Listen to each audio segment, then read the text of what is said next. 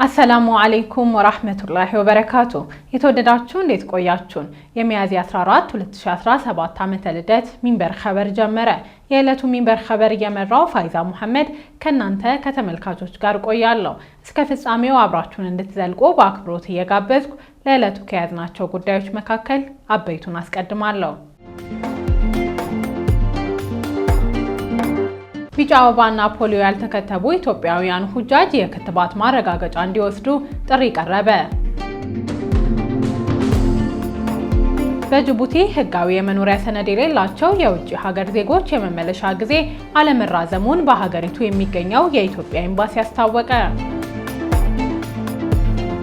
ከዓለም አቀፍ የተባበሩት መንግስታት ድርጅት ተጠቃሚዎች መሰረታቸውን ከእስያ ያደረጉ የሳይበር ወንጀሎችን እንዲጠነቀቁ አሳሰበ። የሚሉት የሚንበር ኸበር አበይት ጉዳዮች ናቸው። አብራችሁን እንድትቆዩ በድጋሚ እየጋበዝን ወደ ቀዳሚው ኸበር አልፋለሁ።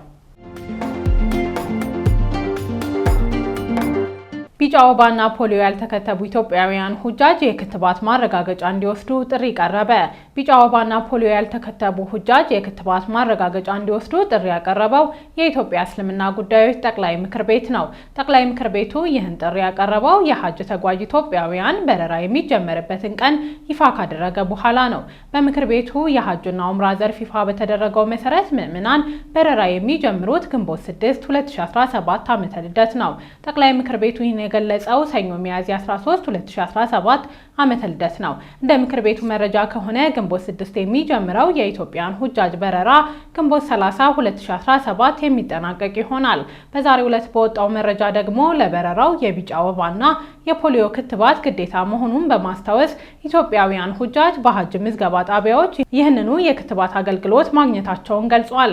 ክትባቱን የሚሰጠው የኢትዮጵያ ሕብረተሰብ ጤና ኢንስቲትዩት በሐጅ የምዝገባ ጣቢያዎች የጤና ባለሙያዎች በማሰማራት በዘመቻ ለበርካታ ሁጃጅ ክትባት ሰጥቷል ያለው ጠቅላይ ምክር ቤቱ፣ ይሁን እንጂ አሁንም የተወሰኑ ሁጃጆች እንዳልተከተቡ ከምዝገባ ጣቢያዎች ማረጋገጥ እንደተቻለ አስታውቋል። በመሆኑም የቢጫ ወባና የፖሊዮ ክትባቶች ዓለም አቀፍ በረራ በሚያደርግ የትኛውም ግለሰብ ላይ ግዴታ መሆኑን በመረዳት ክትባት ያልወሰዱ ሁጃጅ ወደሚቀርባቸው መደበኛ የክትባት መስጫ የጤና ተቋማት በመሄድ ተከትበው የክትባት ማረጋገጫ የምስክር ወረቀት እንዲቀበሉ በጥብቅ አሳስቧል። አክሎም የቢጫ ወባና የፖሊዮ ክትባት የምስክር ወረቀት ያልያዘ የትኛውም ዓለም አቀፍ መንገደኛ በየትኛውም የበረራ አማራጭ እንደማይስተናገድ አሳውቋል። የሳዑዲ አረቢያ ሲቪል አቪዬሽን ባለስልጣን ወደ ሀገሪቱ ለኡምራና ሌሎች ጉብኝቶች የሚገቡ ምዕመናን ባወጣው መመሪያ ለጉዞ መሟላት አለባቸው በሚል ከዘረዘራቸው ጉዳዮች መካከል በኢትዮጵያ እስልምና ጉዳዮች ጠቅላይ ምክር ቤት የቀረበው የቢጫ ወባና የፖሊዮ ክትባት ይገኝበታል። የሳዑዲ አረቢያ ባለስልጣናት ከሁለቱ ክትባቶች በተጨማሪ ምዕመናን የኮቪድ-19 እና ጉንፋን መሰል ወረርሽኞችን ክትባት እንዲወስዱ ይመክራሉ። የሳውዲ አረቢያ ሐጅና ዑምራ ሚኒስቴር የተወሳሰበ የጤና እክል ያለባቸው ሁጃጅ ወደ ቅዱሳን መካና መዲና ከተሞች የሚገቡ ምዕመናን የሕክምና ታሪካቸው የሰፈረበትን ማስረጃ መያዝ እንደሚኖርባቸው ይገልጻሉ። በጅቡቲ ህጋዊ የመኖሪያ ሰነድ የሌላቸው የውጭ ሀገር ዜጎች የመመለሻ ጊዜ አለመራዘሙን በሀገሪቱ የሚገኘው የኢትዮጵያ ኤምባሲ አስታወቀ። በጅቡቲ የኢትዮጵያ ኤምባሲ በሀገሪቱ ህጋዊ የመኖሪያ የሌላቸው ኢትዮጵያውያንና የሌሎች ሀገራት ዜጎች ወደ የሀገራቸው የመመለሻ ጊዜ አለመራዘሙን አስታውቋል። ኤምባሲው ይህን ያስታወቀው ሰኞ ሚያዝያ 13 2017 ዓመተ ልደት ባሰራጨው መረጃ ነው። የጅቡቲ መንግስት ህጋዊ የመኖሪያ ሰነድ የሌላቸው የውጭ ሀገር ዜጎች ከመጋቢት 25 እስከ ግንቦት 24 2017 ድረስ በፍቃደኝነት ወደ የሀገራቸው እንዲመለሱ ማሳወቁን በማስታወስ ይህን የማይተገብሩት በፖሊስ ኃይል ወደ መጡበት ሀገር እንዲመለሱ እንደሚደረግ መግለጹንም ጠቁሟል።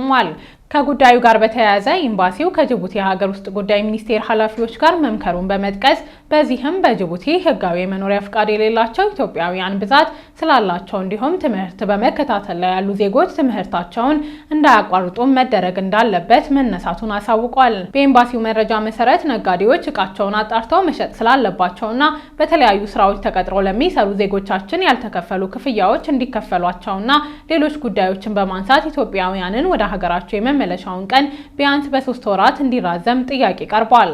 የጅቡቲ የሀገር ውስጥ ጉዳይ ሚኒስቴር ባለስልጣናት በበኩላቸው በሀገሪቱ ውስጥ የሚኖሩ የውጭ ሀገር ዜጎች ከላይ በተጠቀሰው ጊዜ ለማስወጣት የተያዘው እቅድ እንደማይሻሻል ገልጸዋል። ይሁን እንጂ በኢትዮጵያውያን ባለቤትነት የተያዙ የንግድ ድርጅቶች በጅቡቲ መኖር የሚያስችላቸው ሕጋዊነታቸውን እስኪያረጋግጡ ድረስ ንብረታቸውን በአደራ ሰጥተው መሄድ ይችላሉ። በአሰሪዎች በኩል ለሰራተኞች ሳይከፈል የተጠራቀሙ ክፍያዎች ከወዲሁ ከፍለው እንዲጠናቀቁ ሚኒስቴሩ አሳስቧል። በፍርድ ቤት የተያዙ ኢትዮጵያውያን ጉዳዮች በሚስዮን በኩል በሚቀርቡ ማስረጃዎች ላይ በመመስረት በፍጥነት ታይተው መፍትሄ እንዲያገኙ እንደሚደረግ በጅቡቲ የኢትዮጵያ ኤምባሲ አስታውቋል። በዚህ መግለጫ ከጅቡቲ የሀገር ውስጥ ጉዳይ ሚኒስቴር የዛሬ ዓመት የተሰጠን መግለጫ እንደ አዲስ በማስመሰል የሚሰራጨው መረጃም ሐሰተኛ መሆኑን ገልጸዋል። በጅቡቲ 50 ሺህ ገደማ ኢትዮጵያውያን እንደሚኖሩ መረጃዎች ይጠቁማሉ። የኢትዮጵያና የሳውዲ አረቢያን የኢኮኖሚ ትብብር ለማጠናከር ያለመ የጋራ ንግድ ምክር ቤት ስብሰባ ተካሄደ። የኢትዮጵያና የሳውዲ አረቢያን የኢኮኖሚ ትብብር ለማጠናከር ያለመ የኢትዮ ሳውዲ የጋራ ንግድ ምክር ቤት የመጀመሪያ ስብሰባ የተካሄደው በሪያድ ከተማ ነው። በስብሰባው ላይ ኢትዮጵያውያንን በመወከል የተሳተፈው በንግድና ቀጠናዊ ትስስር ሚኒስቴር ልዑክ ነው። የንግድ ምክር ቤቱ ሊቀመንበር ዶክተር ሐሰን አብዱላሂና በሳውዲ ወገን የጋራ ምክር ቤቱ ሊቀመንበር አብዱላህ አላጂሚ በጋራ በመሩት ስብሰባ ላይ በሀገሪቱ መካከል ያለውን ታሪካዊ ግንኙነት በኢኮኖሚው ዘርፍ ማጠናከር እንደሚገባ ተገልጿል። የጋራ ንግድ ምክር ቤቶቹ ስብሰባ አዲስ የኢኮኖሚ ትብብርና የስትራቴጂክ አጋርነት ምዕራፍ የሚያመጣ እንደሆነም በመድረኩ ተነስቷል። የሁለቱን ሀገራት የኢኮኖሚ ትብብር ለማጠናከር በንግድና ኢንቨስትመንት ዘርፍ አብሮ መስራት እንደሚገባ ተገልጿል። በመድረኩም በማኑፋክቸሪንግ ኢንዱስትሪ፣ በግብርና፣ በማዕድን፣ በቱሪዝምና በኮንስትራክሽን ዘርፎች አብሮ ለመስራት ስምምነት መደረጉን የገለጸው በሪያድ የኢትዮጵያ ኤምባሲ ነው። በሪያድ ከተማ በተመሳሳይ የኢትዮ ሳውዲ የንግድና ኢንቨስትመንት ፎረም እንደተጀመረም ኤምባሲው አስታውቋል። እየተካሄደ ባለው ፎረም ላይ ከሁለቱም ሀገሮች የተውጣጡ ከፍተኛ የስራ ኃላፊዎች፣ የቢዝነስ መሪዎችና የንግዱ ማህበረሰብ ተሳትፈዋል። የተወደዳችሁ የተከታተላችሁ የምትገኙት ሚንበር ኸበርን ነው። አብራችሁን ስላላችሁ ደስ ይለናል። ለሚንበር ኸበር ጥቆማ ወይም አስተያየት ካላችሁ በአጭር የስልክ ቁጥር 9282 ላይ ብትልኩልን አጣርተን መልሰን ለእናንተው እናቀርባለን። የሚቀናችሁ ማህበራዊ ሚዲያ ከሆነ በሁሉም አማራጮች @ሚንበር ቲቪ ብላችሁ ብትፈልጉን ታገኙናላችሁ። ድረገጻችንን www.minbertv.com ብትጎበኙ ደግሞ አዳዲስ መረጃ ታገኛላችሁ። አሁን ደግሞ የዕለቱን አብይ ጉዳይ እናስታውሳችሁና እንመለስ። ቢጫ ወባና ፖሊዮ ያልተከተቡ ሁጃጅ የክትባት ማረጋገጫ እንዲወስዱ ጥሪ ቀረበ። ከቆይታ በኋላ የተባበሩት መንግስታት ድርጅት ተጠቃሚዎች መሰረታቸውን ከእስያ ያደረጉ የሳይበር ወንጀሎችን እንዲጠነቀቁ አሳስቧል። ዝርዝሩን ይዘን እንመለሳለን። ይጠብቁን። በካናዳ ብሔራዊ ምርጫ ሙስሊም መራጮች የሀገሪቱ ፖለቲከኞች ሙስሊሞችን ከጥቃት ለመከላከል የፖሊሲ አማራጮችን እንዲያቀርቡ ጠየቁ። የካናዳ ብሔራዊ ምርጫ የመጨረሻ ምዕራፍ ላይ በተቃረበበት በዚህ ወቅት ሙስሊም መራጮች የሀገሪቱ ፖለቲከኞች በሙስሊም ጠልነትና አጠቃላይ ሙስሊሞችን ለመከላከል ቆራጥ አቋም እንዲይዙ እየወተወቱ ይገኛሉ። በሀገሪቱ የሚገኙ ሙስሊም ማህበረሰብ አባላት ውትወታውን እያደረጉ የሚገኙበት ምርጫ በቀጣይ ሳምንት ሰኞ የሚደረግ ነው። ከዚህ አስቀድሞ በተደረገው የምርጫ ቅስቀሳ ሙስሊም መራጮች ተሳትፏቸውን እንዲያሳድጉ ከ100 በላይ የሙስሊም ድርጅቶች ጥሪ ሲያቀርቡ ነበር። ድርጅቶቹ ቅስቀሳውን ቢያደርጉም የሀገሪቱ ፖለቲከኞች አሁንም ድረስ ሙስሊሞች በሚያነሷቸው ጥያቄዎች ላይ ግልጽ አቋም አለመያዛቸው ማንን መምረጥ አለብን በሚለው ላይ ውሳኔ እንዳያሳልፉ ማድረጉን የአናዶሉ ኤጀንሲ ዘገባ ያመለክታል። በመራጮቹ በዋነኝነት የተነሳው ጉዳይ በቅርብ ዓመታት በሀገሪቱ ይበልጥ እየጨመረ መጥቷል የተባለው በሙስሊሞች ላይ የሚንጸባረቀው የጥላቻ ስሜት ነው። መራጮቹ በሀገሪቱ የተስፋፋ ነው ካሉት ከዚህ ጉዳይ ባሻገር በተለይ በጋዛ ሙስሊሞች ላይ ፖለቲከኞች የሚይዙት አቋም ድምፁን የመወሰን አቅሙ ከፍተኛ መሆኑን ዘገባው አመላክቷል። በዘገባው አስተያየቷን የሰጠችው ዘ ናሽናል ካውንስል ኦፍ ካናዲያን ሙስሊም አባሏ ሪም ሺአት በምርጫው የሚወዳደሩ ፓርቲዎች በሙስሊሞች ላይ የሚንጸባረቀውን ጥላቻ ለመግታት ብሔራዊ እቅድ ማቅረብ እንደሚኖርባቸው በመጠቆም ከጋዛ ጋር በተገናኘም ፖለቲከኞች አቋም እንዲይዙ እንደምትፈልግ ተናግራለች። በተለይ በጋዛ ጉዳይ ፖለቲከኞች አቋማቸውን በግልጽ ማሳየት አለባቸው ለማለቷ የምታቀርበው መከራከሪያ በአሜሪካ ምርጫ ዶናልድ ትራምፕ የመራጮችን ድምጽ በማግኘት ከተመረጡ በኋላ በፍልስጤም ደጋፊ ተማሪዎች ላይ የያዙትን አቋም ነው። ፕሬዝዳንቱ በቅርብ ሳምንታት ከፍልስጤማውያን ጎን የሚቆሙ ተማሪዎችን ከሀገራቸው ለማባረር እየሰሩ መሆኑን የተለያዩ ዓለም አቀፍ መገናኛ መገናኛ ብዙሃን ዘግበዋል። እንደ ሪም ከሆነ ትራምፕ በአሜሪካ የወሰዱት እርምጃ ካሁኑ እልባት ካልተሰጠው በካናዳ ፖለቲከኞችም እንደማይደገም ማስተማመኛ ማግኘት አይቻልም። ከዚህ ጎን ለጎን ሀገሪቱ የእስራኤል ወታደሮች በጋዛ ለሚፈጽሙት ጥቃት መግለጫ ከማውጣት ያለፈ እርምጃ እንድትወስድ ሙስሊም መራጮች ይፈልጋሉ።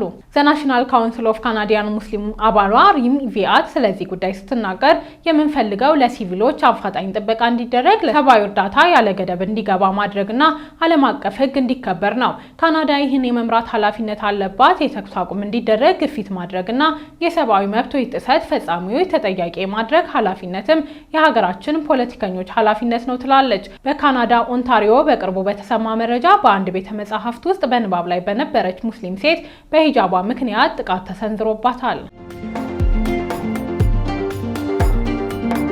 በሐማስና በእስራኤል መካከል አዲስ የተኩስ አቁም ድርድር ሐሳብ መቅረቡ ተነገረ።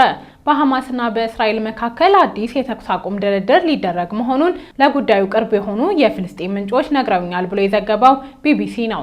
ዘገባው የኳታርና የግብጽ አደራዳሪዎች አዲስ የተኩስ አቁም ድርድር እያረቀቁ መሆኑን ይገልጻል።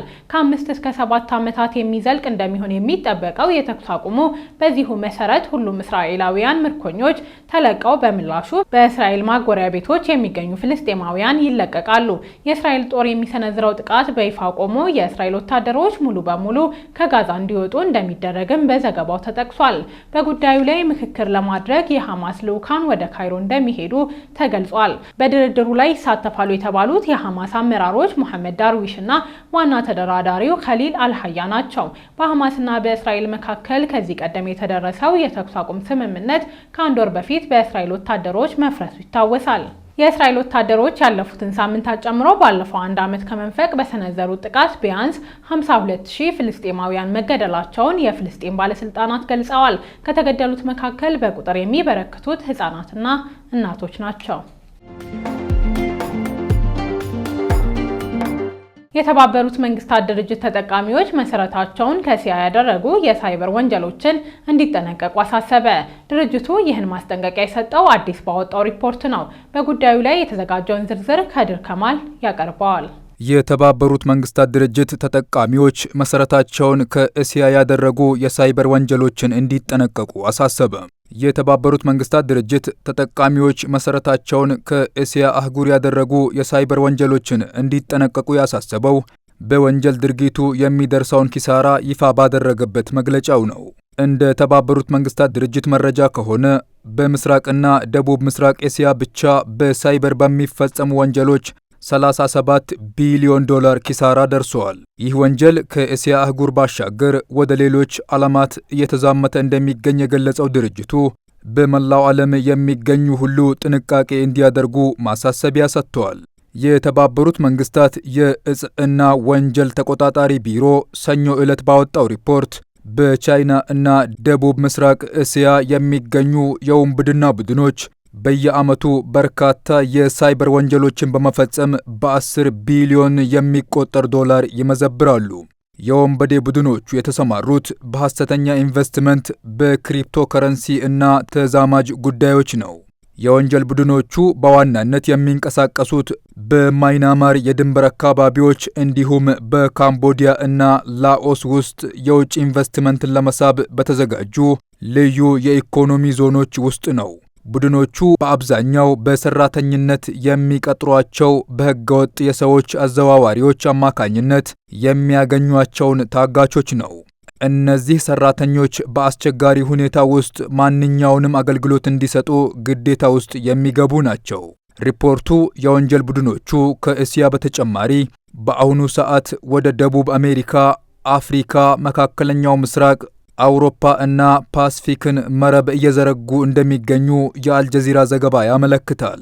ከአፍሪካ አህጉር ኢላማ በማድረግ እየሰሩ የሚገኙት በዛምቢያ፣ አንጎላ እና ናሚቢያ መሆኑንም ጠቅሷል። ከፓስፊክ ሀገሮች ውስጥ ፊጂ እና ቫኑዋቲ ተካተዋል። በሪፖርቱ መሰረት ቡድኖቹ ከደቡብ አሜሪካ የእጽ አዘዋዋሪዎች፣ ከጣሊያን ማፊያዎች እና ከአየርላንድ ወንበዴዎች ጋር በመተባበር የገንዘብ ማጭበርበሪያ ስልታቸውን በመቀያየር በወንጀል ድርጊቱ ላይ ተሳትፏቸውን ቀጥለዋል። የወንጀል ቡድኖቹ ተሰማርተዋል ከተባሉባቸው ሀገሮች መካከል በሚያንማር ፖሊስ ባካሄደው 7000 ሰዎችን ነፃ ማውጣት መቻሉን ዘገባው አስታውሷል። ይህ ኦፕሬሽን በቻይና የታገዘ እንደነበርም ተገልጿል። ይሁን እንጂ የወንጀል ቡድኖቹ ስፍራቸውን በፍጥነት ስለሚቀይሩ ለመቆጣጠር አስቸጋሪ መሆኑን የገለጸው የተባበሩት መንግስታት ድርጅት አዳዲስ ቴክኖሎጂዎች የወንጀሎቹን ዱካ እና የፋይናንስ ዝውውር ለማግኘት የሚደረገውን ሥራ አስቸጋሪ እንዳደረገው አስታውቋል። ለዚህም ሀገሮች ችግሩን ለመጋፈጥ በትብብር እንዲቆሙ ጥሪ አቅርበዋል።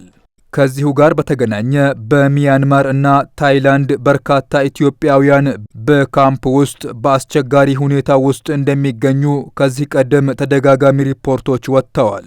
የኢትዮጵያ መንግስት ዜጎቹን ከእነዚህ ካምፖች ለማስወጣት ከሌሎች ሀገራት ጋር በመሆን ከማይናማር መንግስት ጋር ንግግር እያደረገ ስለመሆኑም ተገልጾ ነበር።